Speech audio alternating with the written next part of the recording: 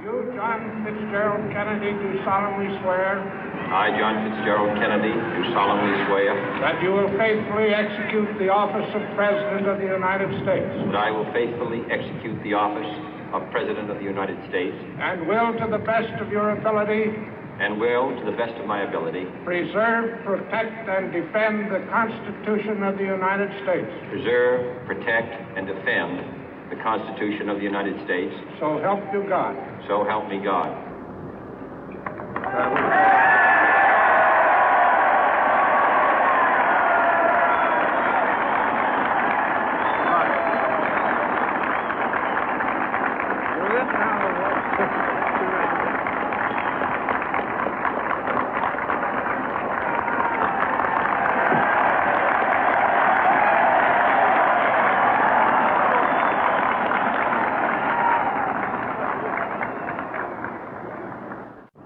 Vice President Johnson, Mr. Speaker, Mr. Chief Justice, President Eisenhower, Vice President Nixon, President Truman, Reverend clergy, fellow citizens.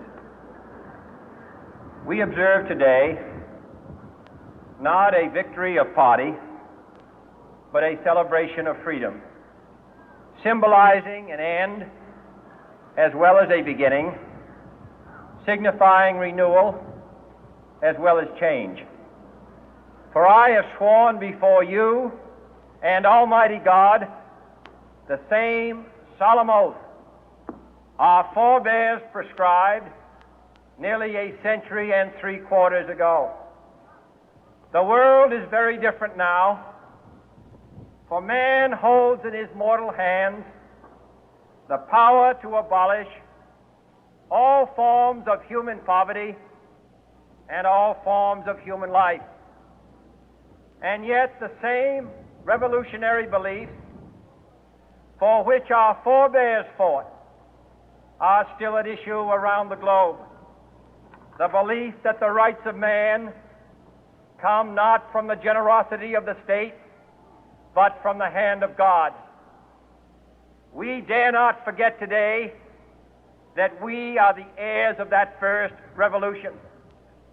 Let the word go forth from this time and place to friend and foe alike that the torch has been passed to a new generation of Americans born in this century, tempered by war, disciplined by a hard and bitter peace, proud of our ancient heritage, and unwilling to witness or permit the slow undoing of those human rights to which this nation has always been committed and to which we are committed today at home and around the world.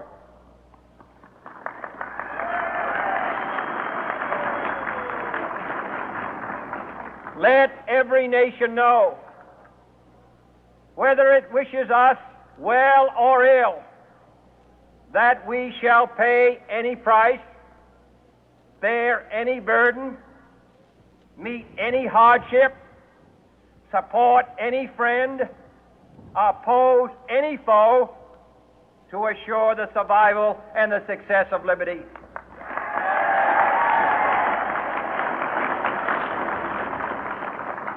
This much we pledge and more. To those old allies whose cultural and spiritual origins we share, we pledge the loyalty of faithful friends. United, there is little we cannot do in a host of cooperative ventures. Divided, there is little we can do, for we dare not meet a powerful challenge at odds and split asunder.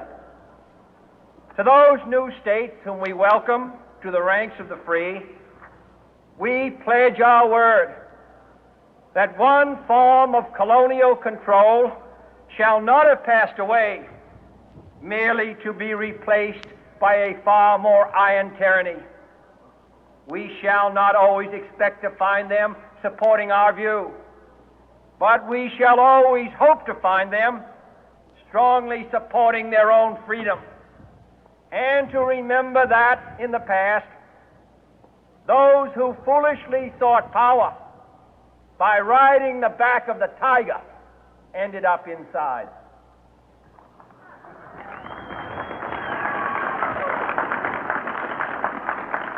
To those people in the huts and villages of half the globe struggling to break the bonds of mass misery, we pledge our best efforts to help them help themselves for whatever period is required, not because the communists may be doing it, not because we seek their votes, but because it is right. If a free society cannot help the many who are poor, it cannot save the few who are rich.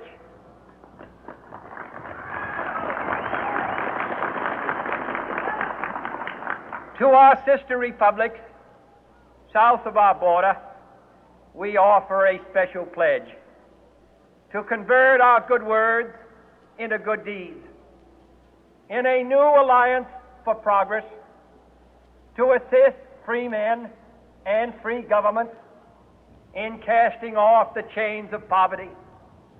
But this peaceful revolution of hope cannot become the prey of hostile powers. Let all our neighbors know that we shall join with them to oppose aggression or subversion anywhere in the Americas. And let every other power know that this hemisphere intends to remain the master of its own house.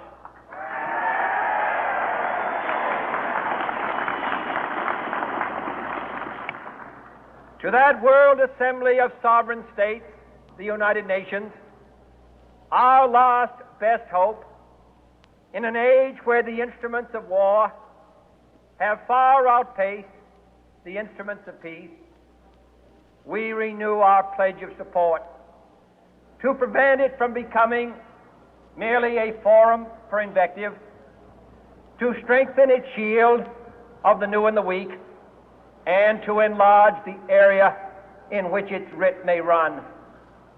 Finally, to those nations who would make themselves our adversary, we offer not a pledge, but a request that both sides begin anew the quest for peace. Before the dark powers of destruction, unleashed by science, engulf all humanity in planned or accidental self-destruction, we dare not tempt them with weakness, for only when our arms are sufficient beyond doubt can we be certain beyond doubt that they will never be employed. But neither can two great and powerful groups of nations take comfort from our present course, both sides overburdened by the cost of modern weapons, both rightly alarmed by the steady spread of the deadly atom, yet both racing to alter that uncertain balance of terror that stays the hand of mankind's final war. So let us begin anew, remembering on both sides that civility is not a sign of weakness, and sincerity is always subject to proof. Let us never negotiate out of fear, but let us never fear to negotiate.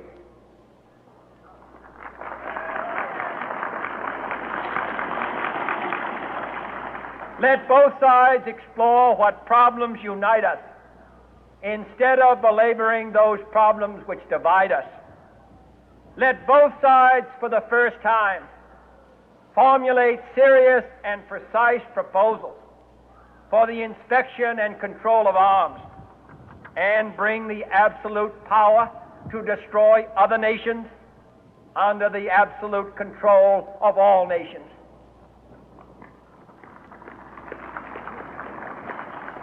Let both sides seek to invoke the wonders of science instead of its terrors.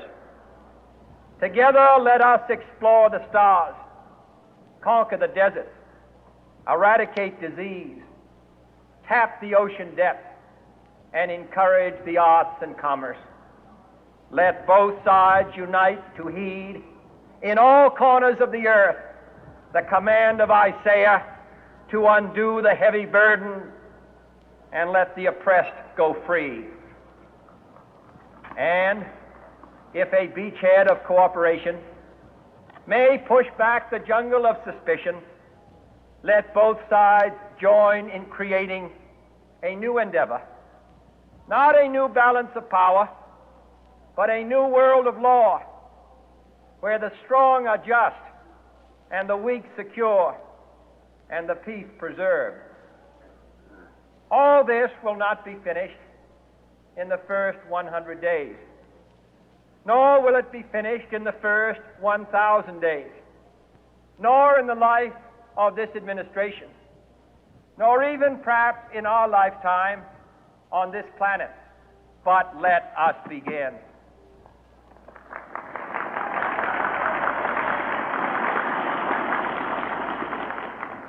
In your hands, my fellow citizens, more than mine, will rest the final success or failure of our course.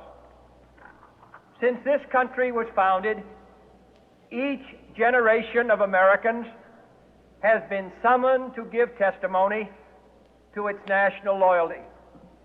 The graves of young Americans who answered the call to service surround the globe. Now the trumpet summons us again, not as a call to bear arms, though arms we need, not as a call to battle, though in battle we are, but a call to bear the burden of a long twilight struggle, year in and year out, rejoicing in hope, patient in tribulation, a struggle against the common enemies of man, tyranny, poverty, disease, and war itself. Can we forge against these enemies a grand and global alliance, north and south, east and west, that can assure a more fruitful life for all mankind? Will you join in that historic effort?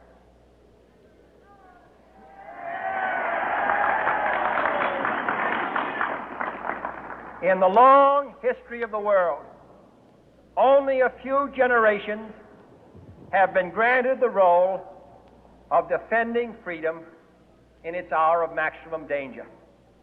I do not shrink from this responsibility. I welcome it.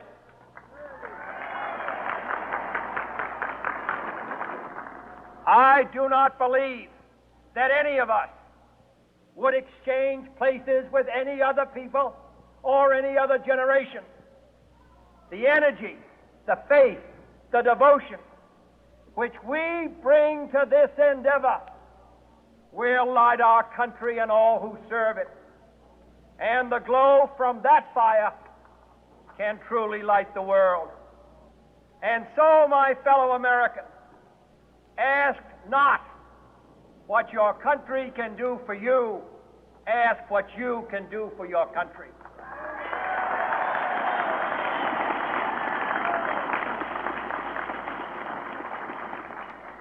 My fellow citizens of the world, ask not what America will do for you, but what together we can do for the freedom of man.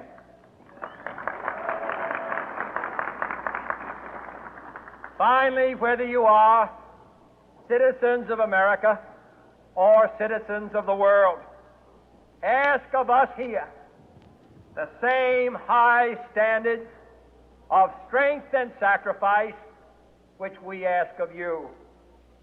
With a good conscience, our only sure reward, with history the final judge of our deeds, let us go forth to lead the land we love, asking His blessing and His help, but knowing that here on earth God's work must truly be our own.